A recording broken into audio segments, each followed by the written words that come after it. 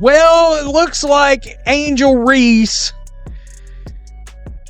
Well, it looks like she's just been caught in what could certainly be taken as in a lie. All right? All these things that she says she has dealt with over the last year, all these encounters of racism. Imagine this. Angel Reese sits down for what should have been a standard media session following another heavy loss, this one to the New York Liberty. Cameras are rolling, reporters are paying attention, and then the unexpected occurs. In a moment her PR team likely wishes could vanish, Reese seemingly lets something slip that directly challenges the story that's been circulating for weeks about Caitlin Clark and Indiana Fever fans.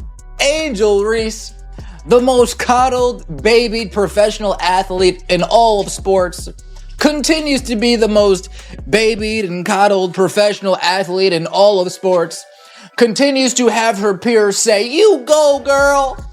You be unapologetically yourself.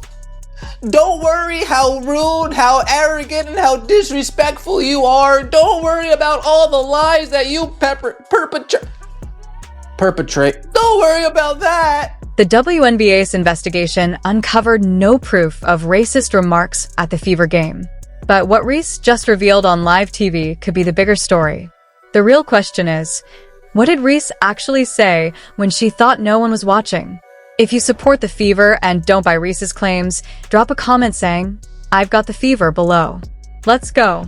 Remember the guy that I guess, was out there waiting for him supposedly, and when the team was coming out, and of course we saw footage of that, and there was nothing malicious to it whatsoever that anybody could see. And then of course the Indiana Fever fans were yelling racist things or making racist noises out around the court.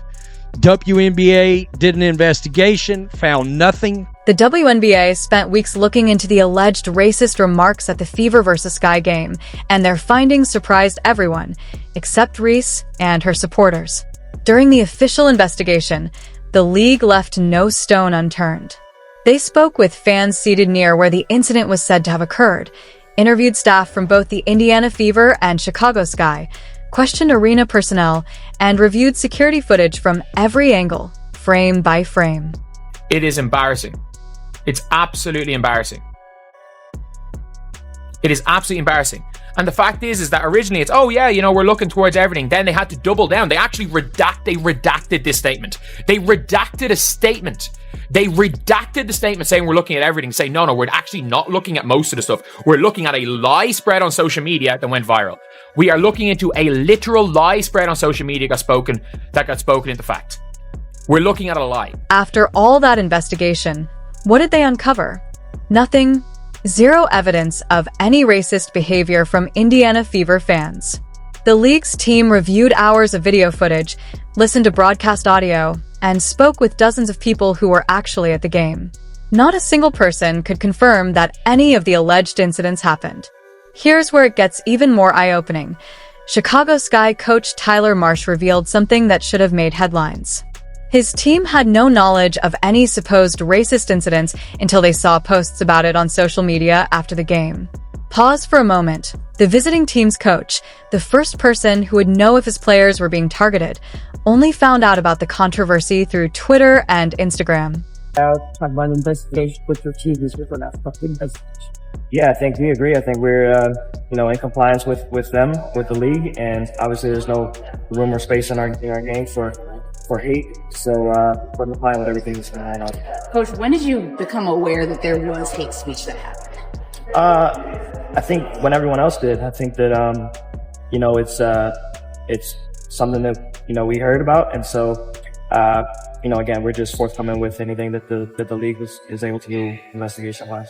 Not a single player from either team heard anything during the game. No coaches reported any incidents to officials, and referees didn't note any crowd disruptions that would indicate racist behavior. The whole controversy was fueled by social media posts that lacked any video evidence, just text claims that something happened. The Chicago Sky organization was completely blindsided by allegations they had no first-hand knowledge of. Their players were fine throughout the game, showed no signs of distress, and never reported any issues to their coaches.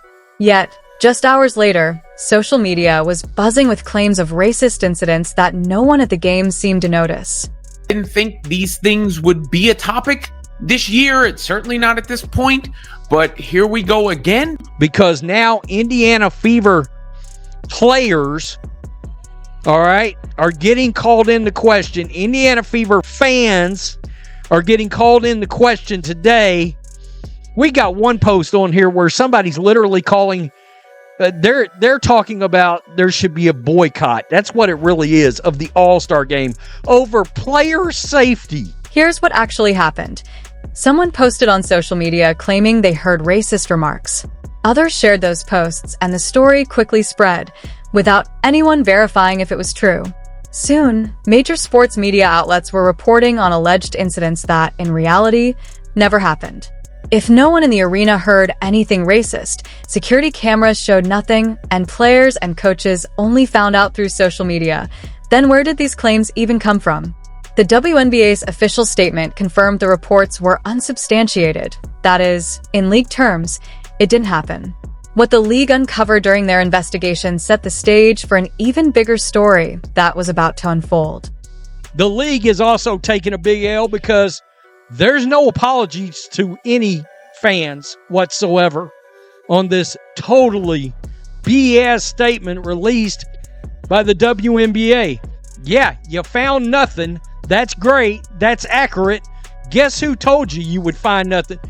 The entire Indiana Fever fan base said you weren't going to find anything. But this league that has never turned a profit decided to accuse their own fans. During what should have been a routine media appearance, Angel Reese said something that completely contradicted the story we'd been hearing. She seemed relaxed, maybe too relaxed, sitting back in her chair as if chatting with friends rather than facing reporters. Then the tone of the conversation shifted. When a reporter asked about the criticism she's been facing, Reese's body language changed. She leaned forward and spoke in a way that felt different from her earlier, carefully prepared statements about being targeted by Fever fans. Three-time BET Sports Woman of the Year, Angel Reese, says she doesn't pay attention to what folks say about her online because no one has ever said a negative word about her in person. Uh-oh. So, what have you been talking about for the last 17 or 18 months? Uh-oh. I hope she realizes she just admitted this and did so on camera with audio. Yeah, nobody's ever going to let her let this down now. What she said next completely went against weeks of the prevailing narrative. Reese appeared to imply that the whole situation never actually occurred and that she has never had a negative encounter with a fan. She explained how events get distorted online and how people often jump to conclusions without understanding what truly happened.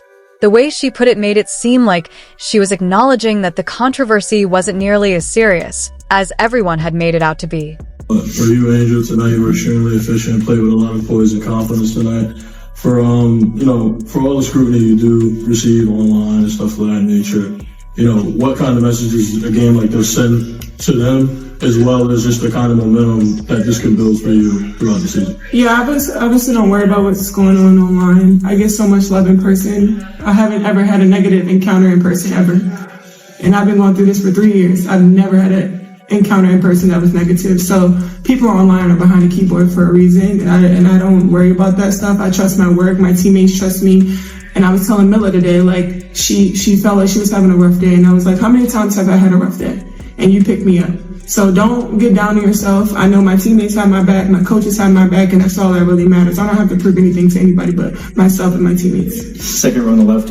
Angel, I know tonight was not as you expected. Can I say something? This is that's wild. Supposed to be a routine media appearance, Angel Reese contradicted weeks of claims that she and the Chicago Sky faced racist treatment from Indiana Fever fans, admitting she's never had a negative encounter with a fan in real life. The WNBA's investigation had already found no evidence to support the allegations, but social media amplified a story that never happened. Reese's carefully managed media appearances, PR damage control, and past social media posts attacking Caitlin Clark only made the contradiction more glaring. The fallout exposed how easily false narratives can spread online, damaging innocent fans and putting media outlets in an awkward position. Meanwhile, Caitlin Clark and Indiana Fever fans came out fully vindicated, showing class while Reese's credibility took a hit. Every Fever vs. Sky game will now carry extra intensity, and fans who know the truth are standing with the Fever.